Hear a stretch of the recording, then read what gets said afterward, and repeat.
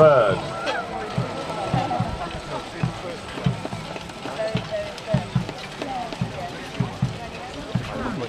They too form themselves into 3 divisions, under the command of Richard, Duke of Gloucester.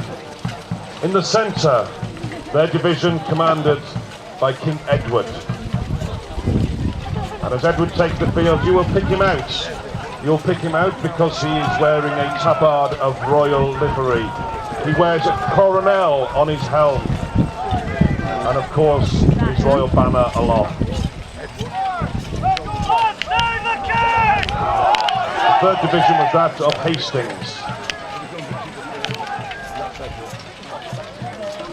So they line up, facing each other. The English longbow, of course, so famous from the Battle of Agincourt back in 1415, still an effective tool on the field. The men-at-arms, with their bladed weapons, whether they be mounted on poles, pole-axes, glaives, bills, halberds and the like, or whether it be the cold steel of sword. You see, advance up them at least.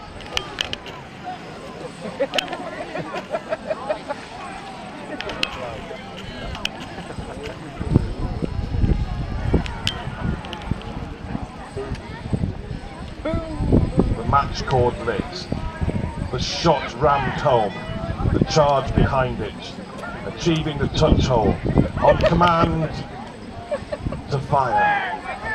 They will give fire. Some handguns from above on the Lancastrians. Oh, shots. And they're the first salvo. And the next. Weapons of intimidation as well as force. Weapons to try and break through those lines. Weapons to send those missiles crashing into those fixed bodies of men. The first salvo is often ranging, finding its target. The gunners reload as quick as they can.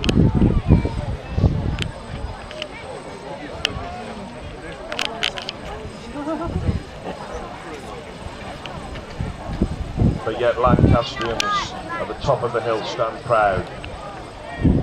Their banners, their standards aloft. You know what, I'm afraid about the week before.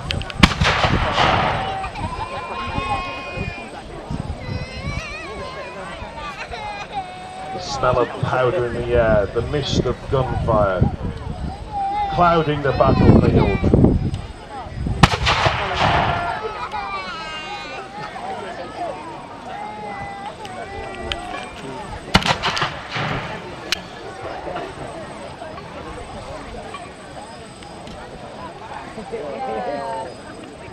The archers will be making ready. As I say, the English longbow, still an effective weapon. But the longbow was the classic English weapon of the later Middle Ages. To use it effectively took great strength, skill, archery with practice.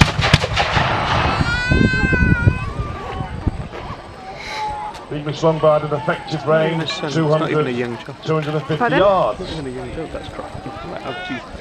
So these men do seem to be in range of each other. What was crying? Often though, bows against bows in battle result in nothing more than stalemate. Discouraging men to go forward into a field of fire, into a field of arrows. But yet the guns still pound the earth.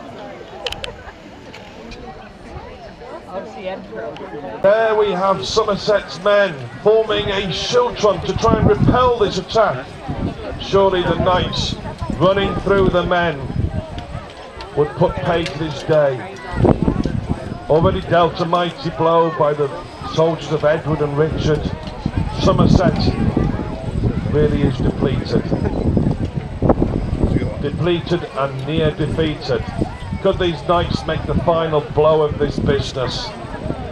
Bring to a close this deadly duel of death.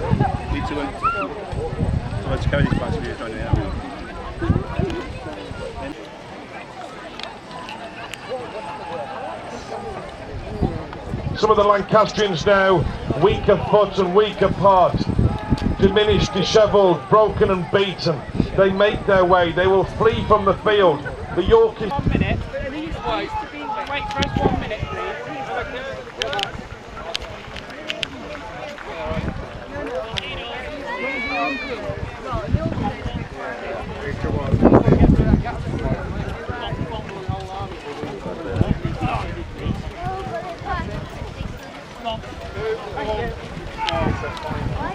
All right.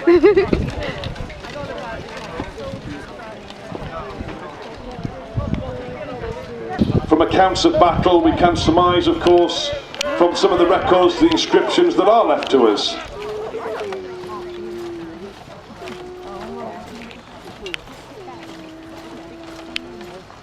Today we depict the Roman army. Years later, they came as a fighting force to conquer. Imagine yourself then on the shores of Britannia at that time, when these boats came ashore with men as armoured as they are, as unified as they are, against you, the barbarians. Romans fought together side by side, disciplined men.